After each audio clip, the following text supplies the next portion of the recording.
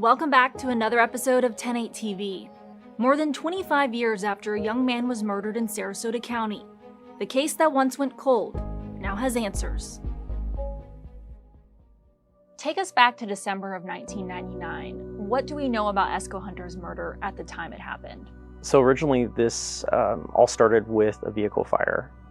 So on November 30th, 1999, around 2:03 in the morning, we receive a 911 call of a vehicle that was on fire. Once the vehicle is extinguished, we find a license plate. The license plate does come back to Esco Hunter Jr., and he's a resident of Miami, Florida. The next day, December 1st, around 2:15, there are some Booker High School students that are running the railroad tracks and happen to discover Esco's body. 27-year-old Esco Hunter, an aspiring rap artist from Miami, had been shot, his van intentionally set on fire, and his body left less than half a mile away. Why did this case go cold for so many years? The detectives, they chased every lead possible. They spoke with every witness that they could at the time. And without new information coming forward, the case just went cold. But time and technology would eventually reopen the door. So in 2017, we reopened the case to look at if advancements in DNA could be applied to this case. That's really what prompted, us to relook at this. As Detective Clark reviewed the files with fresh eyes, one thing stood out: the unanswered gap in time. So I'd say the biggest thing that stood out was what transpired between the last phone call that Esco had and the time that his vehicle was found burned. Investigators learned early on that Hunter was supplying drugs to a childhood friend living in Sarasota, Kevin Holloway. It helped establish a reason why he was traveling from Miami to Sarasota, to include a possible motive of why he was killed. Kevin Holloway was questioned about Esco back in 1999. Mr. Holloway said was that he hadn't spoken to him in months. We immediately noticed that he had some burn injuries on his body, and when we questioned him about that, he said that he sustained these injuries by cooking crack cocaine.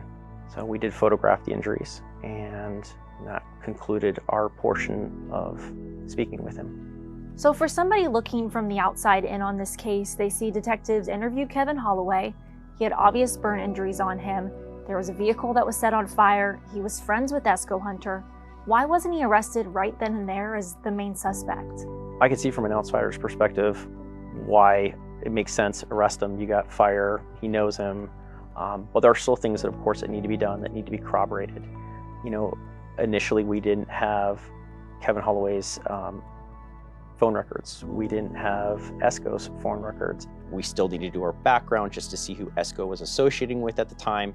So we didn't have enough evidence at that particular time to support an arrest. Phone records helped detectives rebuild a timeline, revealing who Esco was communicating with and who he trusted. At what point did Kevin Holloway become the main suspect in this case? It really wasn't until we reopened the case in 2018. There was no other evidence that led us in another direction. And it really wasn't until individuals came forward and gave us new information that we were able to corroborate that. And he went from a person of interest to our main suspect.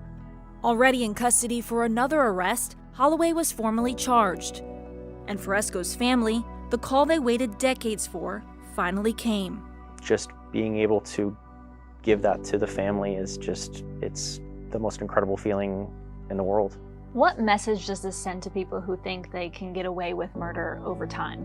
Time will eventually catch up to you, and we are going to hold you accountable. Detective Clark says cold cases are never forgotten, and with a dedicated cold case unit now in place, more answers may still be ahead.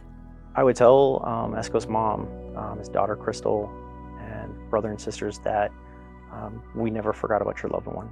I would say to the community that the Sheriff's Office stands committed to solve these crimes no matter how long it takes. In this case, new information from people who spoke up years later led to an arrest and closure for a grieving family. No details are too small, and no case is too old. If you know anything about any of our other cold cases, do not hesitate to reach out to our cold case unit by phone or email. It's confidential.